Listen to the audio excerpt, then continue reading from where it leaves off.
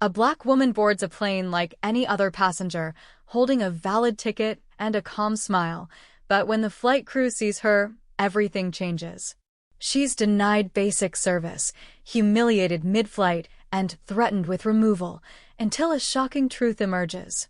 Turns out, she isn't just a passenger, she owns the entire airline. What happens next flips the script and exposes everything they tried to keep hidden. Stay with me, this is a story you'll want to see through to the end. Before we begin, drop a comment and let us know where in the world you're watching from. And if this story moves you, don't forget to like, share, and subscribe for more real stories that demand to be told. It all started as just another flight.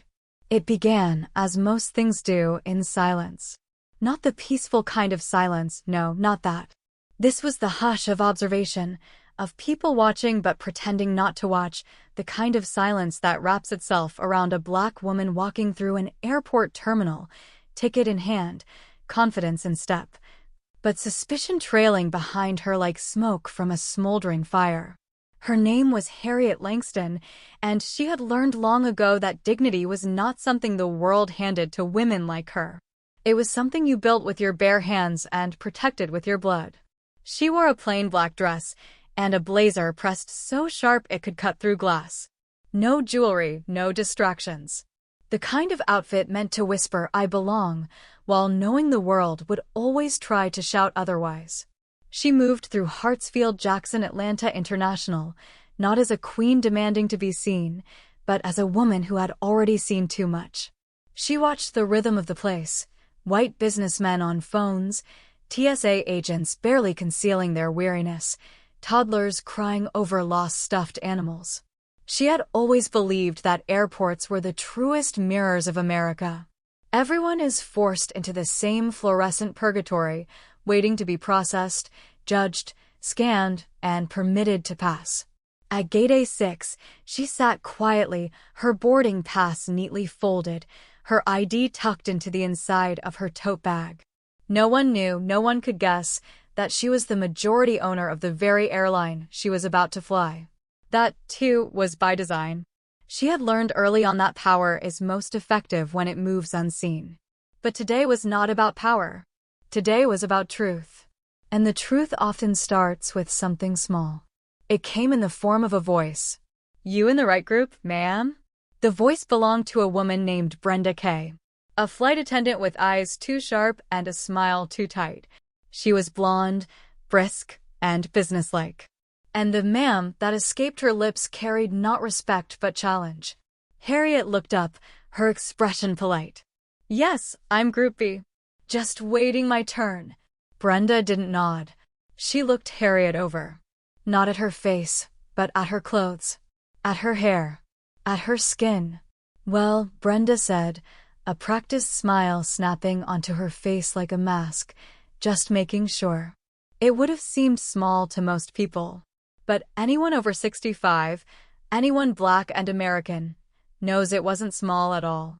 It was an old game. The glance. The question meant to sound like nothing. The kind of moment that doesn't scream, but whispers, "You don't belong here." Harriet returned the smile, but hers was real. And it cut far deeper than Brenda's ever could. When her group was called, she rose, calmly, deliberately. She stepped forward, boarding pass in hand. But as she reached the gate, Brenda stepped in again. "Hold on," she said. "Let me check that real quick." Another glance. Another moment of hesitation. The scanner beeped, green, but Brenda frowned anyway, looking at the screen as if it had just told her something untrustworthy. "We've had some ticket issues," Brenda said. "Last-minute fraud. People sneaking into the wrong cabin. You know how it is." Harriet said nothing, because what was there to say? She knew exactly how it was. She waited as Brenda typed into her tablet for far too long. Other passengers passed by, unbothered, unquestioned. One white man, clearly holding a drink not permitted past security, walked through with a wink. Brenda laughed. "Go on, honey," she said to him.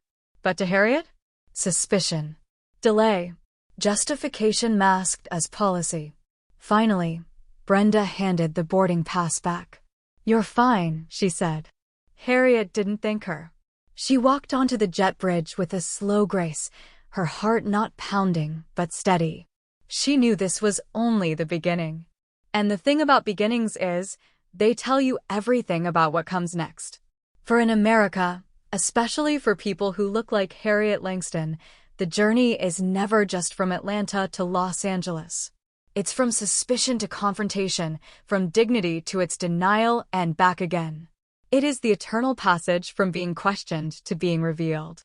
And the question at the center of it all, unspoken, but always there, is not whether you belong, but whether they'll ever admit you do. The plane had not yet lifted off the ground, but the weight of history had already taken flight. Harriet Langston found her seat, 17A, window, and placed her tote beneath the one in front of her. It was a simple motion, the kind of act a passenger performs without thought. But for Harriet, every movement was deliberate. Because the truth, as it had always been, was that Black women in public spaces must not only move, but perform. With grace, with calm, with excellence. Because somewhere, someone was always watching, always measuring, always waiting to question her presence. The teenage girl who sat beside her fumbled nervously with a boarding pass. She was no older than 16, traveling alone, her hair tied back in a ponytail and her eyes scanning the cabin with anxious wonder. Harriet offered her a soft smile. The girl smiled back. Across the aisle, a middle-aged white man in a tailored blazer adjusted his watch and sighed impatiently, as if even the air inside the cabin owed him something. Behind Harriet, someone muttered about overhead space. It was all routine. Yet beneath that routine, like blood beneath skin, was something deeper. Something that pulsed. As the cabin filled, so did the rolls. Some passengers took up space like they had been born for it. Others, like Harriet, carried their presence lightly, as if careful not to disturb the order of things. That was the unspoken dance of travel in America. The hierarchy hidden inside the seating chart. First class was not just a luxury. It was a signal, an unspoken code of who mattered and who did not. Flight attendant Kelsey Briggs entered the aisle with a clipboard and a forced smile that didn't quite touch her eyes. She moved quickly, nodding curtly to passengers as she passed. Her step slowed as she neared row 17. She glanced at Harriet and the girl beside her, then glanced again. Too long, too sharp. Her smile faltered just slightly. She said nothing, but silence, in the hands of the wrong person, can be weaponized just as sharply as words. Minutes passed. Safety demonstrations began. The engines rumbled beneath them like a quiet threat. Harriet stared out the window at the tarmac, remembering her father's stories of trains in the segregated South, how the conductors always called him boy, even when his beard was gray. "They don't care what's in your mind," he used to say. "They only see what's on your skin." The plane lifted off, and with it, Harriet's hope that the remainder of the journey would pass without incident. But hope, she knew, was often a fragile thing. As the crew began beverage service, Kelsey returned to the aisle, her cart clinking with drinks. She moved quickly again, efficiently, but Harriet couldn't help but notice the shift in tone. To the white man in 16C, she offered a laugh and a full can of sparkling water. To the mother with the crying baby in row 18, a small smile and a second napkin. But when she reached Harriet and the girl beside her, the air changed. "What do you want?" Kelsey asked. Not rude, no, she was too practiced for that. But it was clipped. Cold. The teenage girl blinked. Ginger ale, please." Kelsey handed it over without a word. Harriet kept her voice steady. "Black coffee, if you have it." Kelsey hesitated. "We're out of order," she said. "Only decaf." Harriet looked at the cart. There were 3 carafes. She had been in business long enough to know what those labels meant. One was regular. She said nothing, Because what was the point of speaking truth to someone committed to pretending it didn't exist? Instead, she smiled. Decaf is fine. Kelsey handed her the cup and moved on. But Harriet could feel it, that weight, that tension. The kind you know in your bones. The kind older Black Americans know by name, even if they've never said it aloud. The kind that comes not with open slurs or burning crosses, but with cold glances, raised eyebrows, and the subtle question that lives in every encounter. Are you sure you belong? The girl beside her sipped her drink quietly. Then, in a voice just above a whisper, she said, "She doesn't like us." Harriet turned to her gently. "No, baby," she said. "She doesn't know how to see us." And there it was. The truth. Because racism in this country, at this moment, doesn't always wear its Sunday best. It comes dressed in policy. It shows up in the tone of a voice, the timing of a glance, the withholding of a cup of coffee. It hides behind company guidelines and smiles that vanish too quickly. And it expects you not to notice. Or worse, it expects you to notice and stay quiet. But Harriet Langston was not built for silence. Not anymore. She took out a notebook from her bag. A simple black moleskine. She began to write. She wrote the time, the names, the tone, the coffee, because resistance, like dignity, is something you build in silence until the day comes to speak. And that day, she knew, was coming. Perhaps not yet, but soon, because in a world that teaches you to shrink, the smallest act of refusal becomes a revolution. There is a certain fatigue that settles in the body, not from motion, but from enduring. By the second hour of the flight, Harriet Langston could feel that fatigue stirring in her bones. Not the weariness of travel, but the deeper exhaustion that came from being watched, from being policed without ever hearing the words said aloud. The air in the cabin was cool, pressurized, and filled with the white hum of engines and whispered conversations. Passengers reclined. Screens flickered. The girl beside her had fallen asleep, her head tilted against the plastic window, breath steady and small. Harriet did not sleep. She had never learned how to rest in places where eyes lingered too long. She'd written half a page in her notebook, notes, notations, the way the flight attendant's voice flattened when addressing her. The coffee that never was. The child spoke like a burden. To someone else, it might read like nothing at all. But to those who know, it was everything. A role denied. A request ignored. A smile withheld. Not all racism screams. Sometimes it whispers, soft enough to make you question yourself. It was then that the next insult came, not from Kelsey, but from the system that protected her. As the flight attendants returned with the meal service, a warm aroma spread through the cabin, roasted chicken and pasta, buttered rolls, and sealed desserts. It was one of Skyway Horizon's more generous domestic routes, offering complimentary meals to all passengers. Harriet had always insisted on it. She remembered the days when Black families packed their own food because they knew what kind of service awaited them on buses, on trains, in the backs of planes. Carl, the male attendant, was moving through the aisle, smiling, chatting, offering options. He was the kind of man who carried his humanity like a second skin, worn, weathered, but soft. And when he reached Harriet's row, his warmth never faltered. "Chicken or vegetarian, ma'am?" he asked. "Chicken, please," Harriet replied. He handed her the tray, then turned to the teenage girl beside her and gave her the vegetarian option she requested. All seemed well, until Harriet noticed something missing. "Excuse me," she said, gently. "My tray's missing the roll." Carl looked back at the cart. There were 4 left. "Oh," he said, glancing over his shoulder. "Let me grab you one." But before he could reach for it, Kelsey appeared. "No more rolls in this section," she said, her voice clipped and final. Carl frowned. "But we still have a few left." "I said they're reserved," she snapped. "Dietary restrictions." Harriet raised an eyebrow. "I understand that, of course," she said calmly. "But is there any documentation for that? Anyone else been served differently?" Kelsey's eyes narrowed. Are you questioning our procedures? No, Harriet replied. I'm just asking for transparency. Kelsey inhaled sharply, then turned on her heel and walked away. Carl leaned in, voice low. I'll bring you one if I can. Harriet nodded, her jaw tight. This wasn't about a role. It never had been. It was about power. And the quiet, cruel joy some people found in denying others simple dignity. 10 minutes later, Carl returned, half hidden from view, and slipped her a roll on a napkin.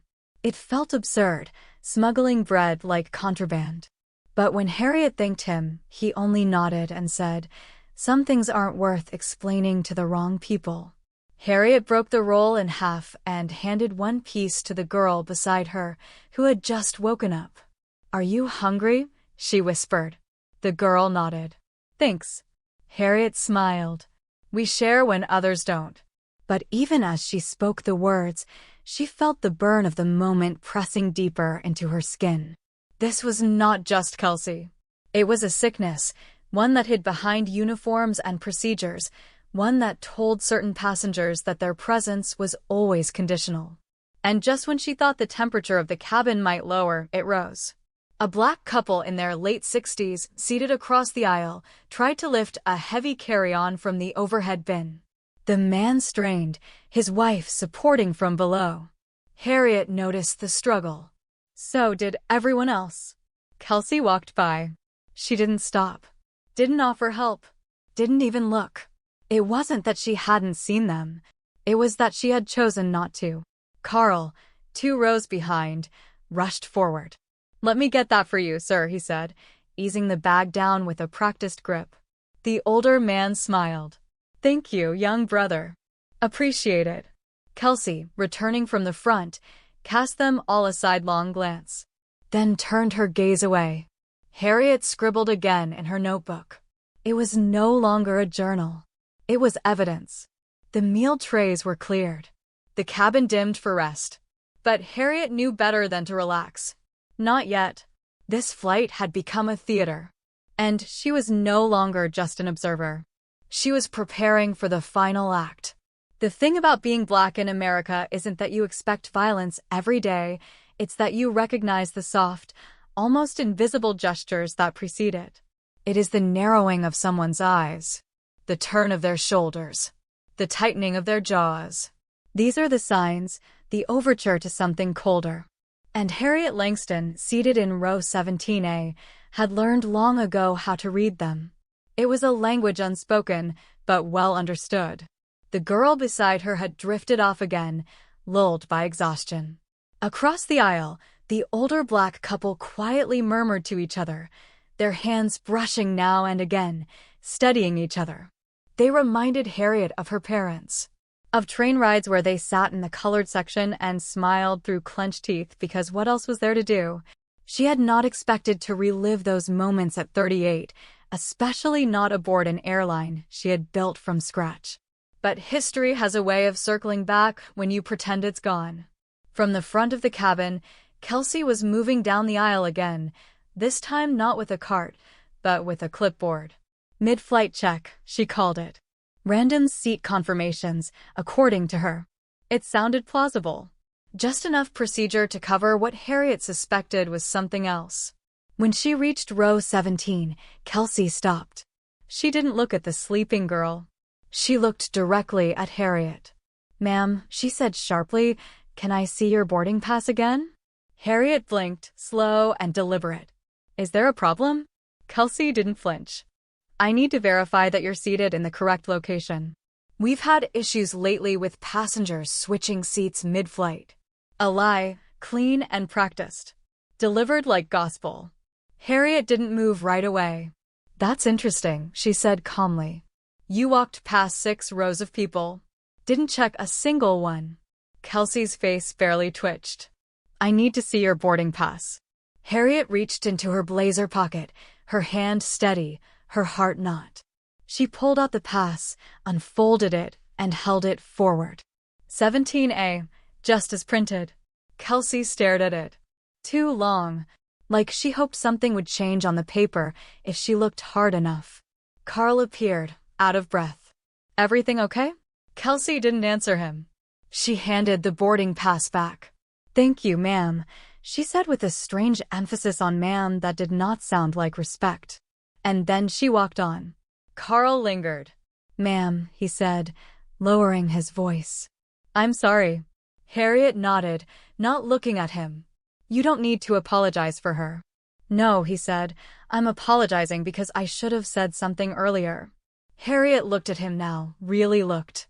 Then say it now. Carl swallowed. It ain't right. No, Harriet agreed. It ain't. He moved on, but the air between them stayed full. Moments later, a ripple of motion from the front. Captain Dunbar stepped into the cabin, scanning the rows. He spoke quietly to Kelsey near the galley. She gestured back toward Harriet. The captain nodded. Then he walked down the aisle, slow, steady. His uniform crisp, his expression unreadable. When he reached row 17, he crouched slightly, his tone feigning warmth. Miss Langston, he said, I understand there's been some concern about your seat and interaction with the crew. Harriet looked at him with eyes that had seen more than uniformed apologies. What concern?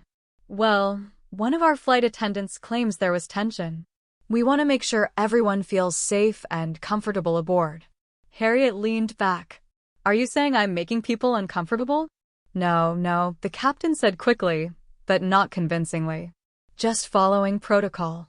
Mind if we have a word in the galley? Harriet looked past him to the sleeping teenager beside her, to the couple across the aisle, to Carl watching from halfway down the plane. She unbuckled her seatbelt and stood. Her voice remained smooth. Let's. In the galley, with fluorescent lights humming and the curtain half pulled, the captain dropped the pretense.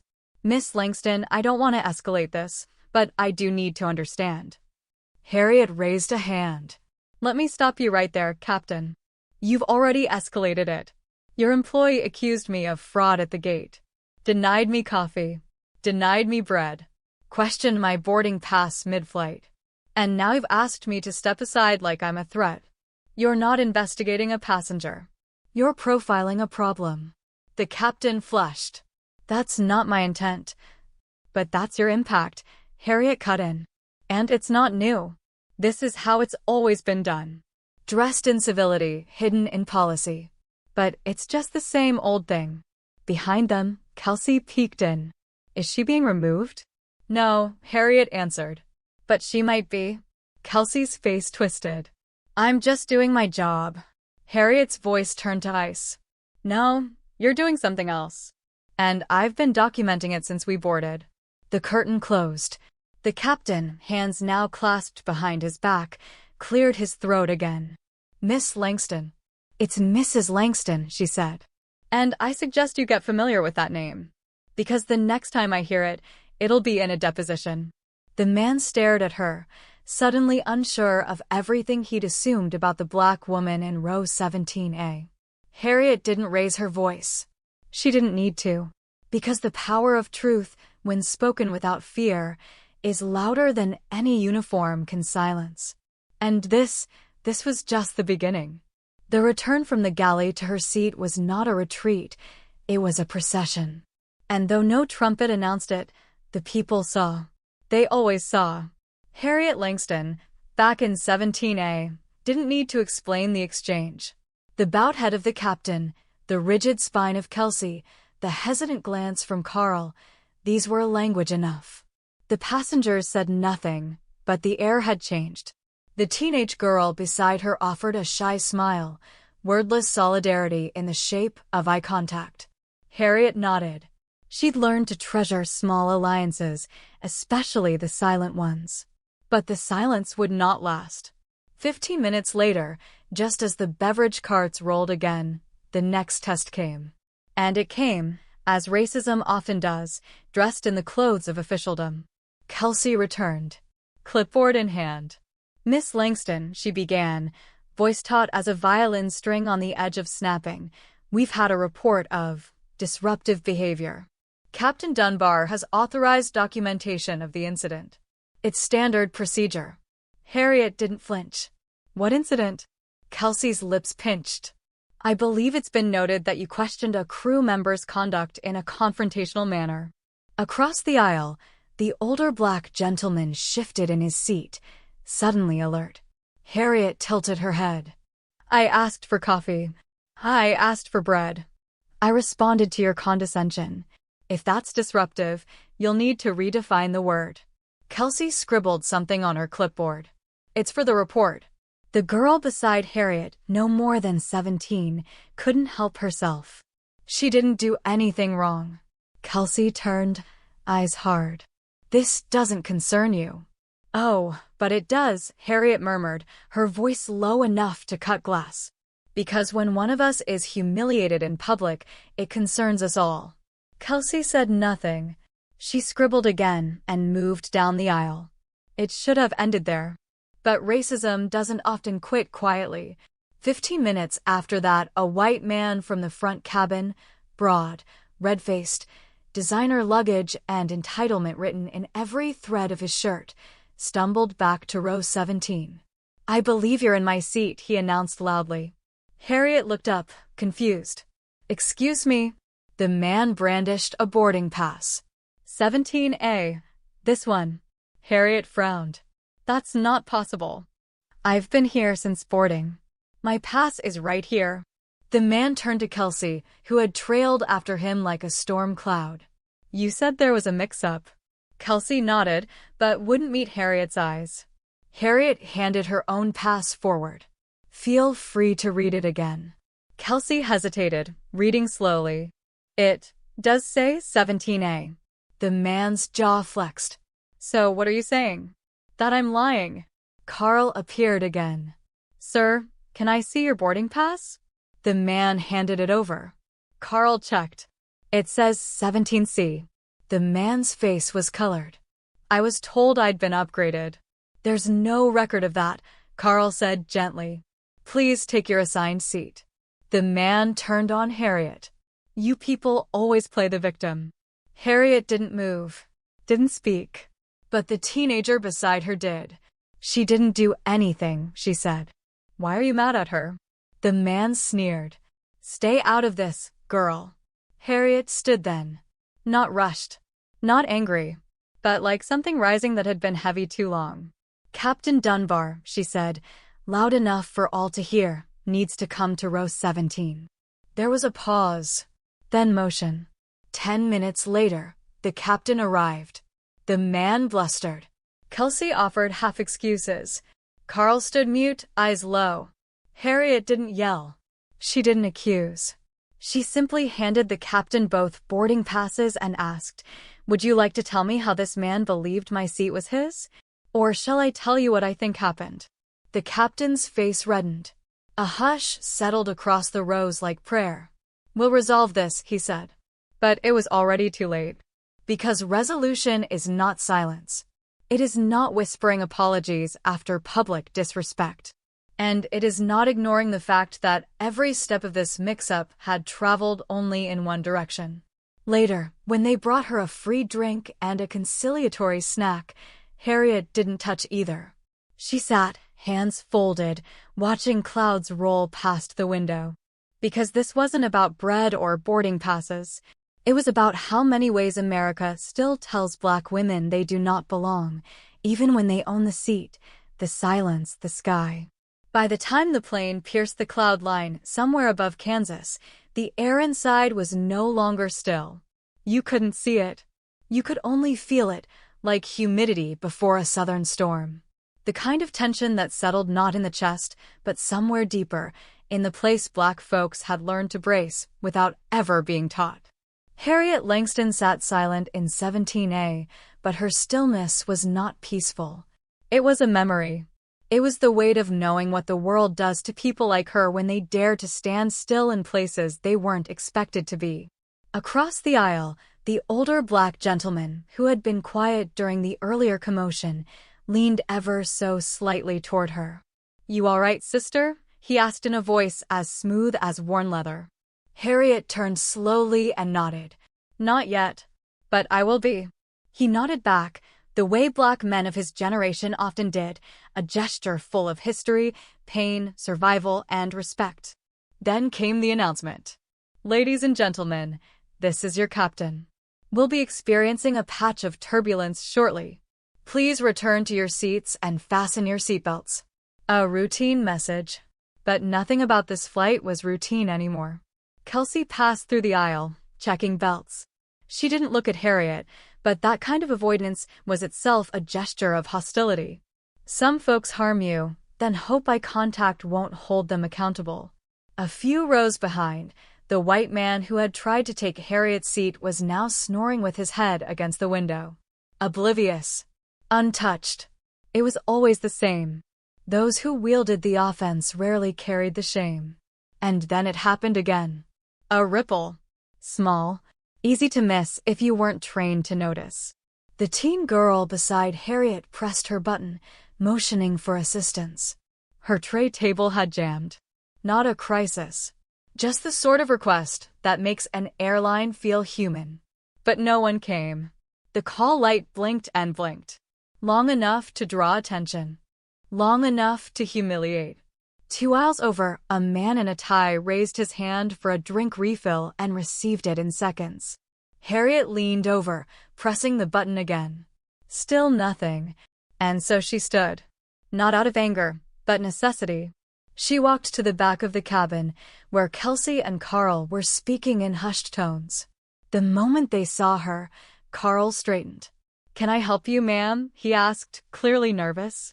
"My seatmate's tray is stuck," Harriet said. "She's pressed the call light twice. No one's come." Kelsey gave a tight smile that didn't reach her eyes. "We've been busy." Harriet didn't respond. She just stood there, waiting. Carl cleared his throat. "I'll assist her." "No," Harriet said, still calm. "I think she should." Kelsey's smile cracked, then fell. "What are you implying?" she asked. "I'm not implying," Harriet replied. "I'm observing." Carl moved, quickly, awkwardly, trying to stop what he knew was becoming something larger. But the cabin had already noticed. Heads had turned. Silence had spread like fire in dry brush. Kelsey stormed past Harriet and approached the teen's tray table. It clicked shut without much effort. "There," she said sharply. "Fixed." Harriet said nothing, because the point wasn't the tray. It never was. It was the pattern. The unbroken thread. From the terminal to the boarding pass to the bread roll to the blinking light that never got answered. Back in her seat, Harriet closed her eyes and thought of her father. A Pullman porter who had once been denied water on a night train to Memphis because the conductor didn't feel like dealing with his kind. She thought of her mother, who taught school in Georgia during desegregation and once had her tires slashed in the faculty lot. And she thought of every young person on that plane now watching this unfold, wondering if they too would have to earn their dignity inch by inch, through polite resistance and steady pain. 30 minutes passed. Then the turbulence came. Not in the sky. In the cabin. A white woman near the front began shouting. Her seat recliner had broken. She wanted compensation. She wanted an apology. She wanted heads to roll. The crew scrambled. Apologized. Offered drink vouchers. Promised free Wi-Fi and extra snacks. The woman, red-faced and furious, demanded to see the pilot. And she got what she asked for. Captain Dunbar appeared in minutes, shaking hands, speaking with the patience of a man trained to de-escalate. The woman calmed. The problem was solved. And that was the moment Harriet understood, without question, that the rules were different. Those complaints were heard, but only when delivered from the right mouth, wearing the right skin, with the right tone of outrage. She didn't need confirmation. She had lived it her whole life. But still, something inside her shifted. Not broke. Changed. She reached into her tote and pulled out the envelope. Inside, her business card. And a folded letter. Written the night before. Just in case. She handed it to the teenage girl beside her. "If anything happens when I'm not looking," she said softly, "you give this to the pilot. And you make sure he reads it." The girl blinked. "What is it?" Harriet smiled, a hard smile. The truth. In writing. And my full name. Because if they try to erase us, we leave footprints. The girl nodded slowly. The seatbelt sign flashed off. The flight continued. But Harriet knew, chapter by chapter, the storm wasn't over. It was only just beginning. By the time the seatbelt sign lit up again, not from turbulence but descent, the cabin was no longer neutral ground. You could sense it in the way people breathed, in how some passengers avoided Harriet's eyes, while others kept stealing glances her way, as though unsure whether to offer sympathy or distance. Harriet Langston sat upright, hands folded, gaze steady. A preacher's daughter. A teacher's mother. A woman who had learned that sometimes your very presence is an act of protest. Not because you raised your voice, but because you didn't lower your gaze. The teenage girl beside her had dozed off, head leaning against the window, unaware of the war being waged just a few inches from her shoulder. Carl, the flight attendant, had begun to drift near more often, offering water without being asked, checking on passengers in her row, his eyes filled with something close to guilt. Perhaps even regret. He was trying to make up for things he hadn't caused, but hadn't stopped either. That's how it often is with complicity, not born from malice, but from fatigue, from fear, from the ease of staying quiet when speaking up could cost you. But Harriet wasn't interested in Carl's redemption. Not yet. Because the wound wasn't closed. It had only begun to sting. Near the cockpit, Kelsey remained stationed, folding napkins with mechanical precision, each movement a silent scream. Her hands were rigid. Her face was pale. She hadn't spoken to Harriet since the tray table episode. But she didn't have to. Silence, when sharpened by guilt and resentment, can slice just as deep. And then came the final push. As if fate itself had been waiting. 15 minutes before landing, the captain came on the intercom with a surprising announcement. Ladies and gentlemen, we'd like to recognize a very special guest on board. It's come to our attention that a distinguished member of our passenger list is traveling with us today. On behalf of Skyway Horizons, we welcome Miss Harriet Langston, community leader, educator, and, as it turns out, part of the ownership trust of our airline's philanthropic foundation. There was a pause. You could hear it, a collective intake of breath. Some passengers clapped politely. Others turned in their seats, surprised. Carl's eyes widened. Kelsey's face flushed as if someone had poured scalding truth over her uniform. Harriet did not move. She did not smile. She looked out the window, toward the clouds. Because now it was out. The veil had dropped. Her presence, her blackness, her boarding pass, they were no longer just a test of hospitality. They were a revelation. And there was no hiding behind the excuses now.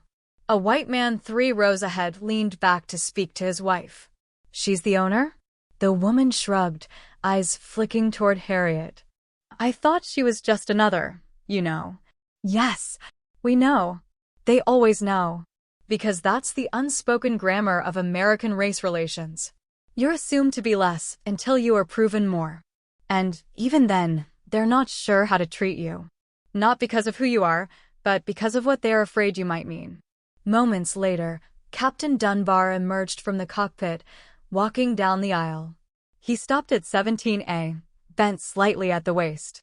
Miss Langston, he said, with a smile that didn't quite meet his eyes. It's an honor to have you aboard. I wanted to personally thank you for flying with us and apologize for any shortcomings in your experience. Harriet looked up at him.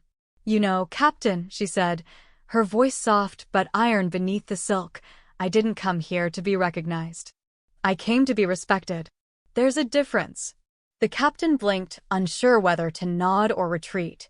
I understand, he said at last, though his eyes said otherwise.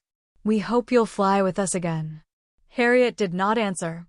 She turned her head, looked forward, and said nothing more. But her silence spoke a gospel. Behind her, murmurs spread through the cabin. Passengers whispered, recalibrated. The same folks who had looked through her now wondered how to look at her. That's the curse of revealed truth. It doesn't make people better. It just removes their excuse for not knowing better. The plane touched down in Los Angeles with a smooth thud, the kind that makes nervous flyers whisper thanks to God. But for Harriet, there was no relief in landing. There was only the slow descent from anger to resolve, because she knew what came next. The apology, the emails, the HR statements drafted by lawyers. And perhaps, if she pushed hard enough, a training module or two. But what she really wanted, what she had always wanted, was something America rarely gave its black daughters. A moment where they didn't have to prove they belonged. A moment when the seat, the silence, and the sky were already theirs. As passengers stood to disembark, Carl approached one last time. "Miss Langston," he said quietly, "I just want to say. I see now. I should have said something sooner." Harriet looked at him. Her eyes did not scold. They just held him. "Then say something now," she replied. "To the next person." He nodded. The girl beside her stirred, blinking awake, confused by the sudden activity. "We're here already?" she asked. Harriet stood, smiling gently. "Yes, sweetheart. We've arrived." But she knew the journey wasn't over. Because for people like her, for people like that girl, the flight never really ends. It just circles back. Again. And again. Until enough of us stop whispering and start speaking. The terminal at LAX, with all its sterile lights and gleaming corridors, had never felt more like a theater of masks. As the passengers filed out of the plane, most of them returned to their lives unbothered, rummaging for rideshare apps, locating baggage, calling loved ones. That is to say, forgetting. Or trying to. But for Harriet Langston, the final act had not yet played. She stepped through the gate with the girl from seat 17B at her side, now alert and quiet, carrying more than just a backpack. She was carrying a witness. Two Skyway Horizons representatives waited near the glass doors that led to the executive concourse. One was a young black man in a crisp navy blazer, eyes careful, posture stiff. The other was a middle-aged white woman with a badge that read Operations Director, Airport Relations. She wore the kind of smile people train for. Polite, controlled, almost sincere. "Miss Langston," the woman asked, "would you have a moment for a private debrief?" Harriet didn't answer right away. She looked down at the girl beside her. "You go on to your people now, all right? You have my card. If you need anything, you write." The girl nodded, her voice small. "Thank you for everything." Harriet waited until she had disappeared into the sea of travelers before following the staff down a quiet hallway, past an unmarked door, into a conference room that looked like every other. Beige walls, water bottles, chairs too clean to be truly used. They offered her coffee. She declined. They asked if she was comfortable. She didn't pretend. "Let's not waste time," Harriet said, settling into her seat. "You know why we're here." The young man opened a folder. The woman clicked a pen. "We've reviewed the preliminary report," she began, "and we're deeply concerned by what's been described." "We?" "No," Harriet interrupted. "You're concerned by the consequences." "Don't lie to me this late in the day." The woman blinked. Said nothing. Harriet leaned forward, elbows on the table. "I was there," she said, her voice quiet and heavy. "From the terminal to the aisle. From the overhead bin to the bread roll I didn't get. And every piece of that journey, every smile withheld, every courtesy denied, told a story you don't want on paper." She paused. Because the story isn't just about one flight attendant. Or one day. It's about something you already knew. Something you've been ignoring. The young man swallowed hard. The woman adjusted her blazer. "We are launching a formal investigation." "No," Harriet said again. "You're reacting. That's different from responding. You react to scandal. You respond to the truth." And then she told them. All of it. Not just what Kelsey had said. But what she hadn't said. The look in her eyes. The hesitation in Carl's voice. The forced calm of a captain trying not to pick sides. She told them about the girl, how she'd been silenced before she even learned how to speak up. She told them about the couple with the overhead bag. The black man ignored. The black woman was given decaf without a word. She told them about America and how it packs its prejudice into carry-ons, pretends it's not there, and then gets offended when someone opens the bag and shows what's inside. And finally, she told them about her decision not to embarrass Kelsey mid-flight, though she could have. Not to pull rank, though it was hers to wield. But to wait. To see. To let the silence convict the guilty. When she was done, the room was still. The woman closed her notebook slowly.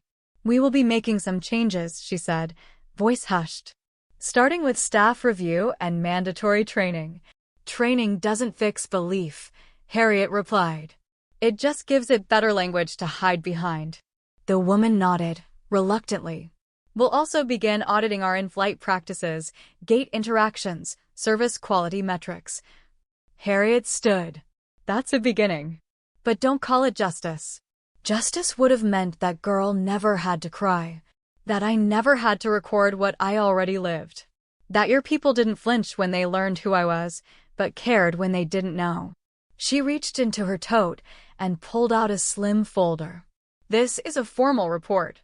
You'll find witness names, timestamps, and a statement from myself as both passenger and trustee." The young man reached for it with trembling hands. Before she left, Harriet turned to him and asked, "What's your name?" He stood a little straighter. "David." "David," she said.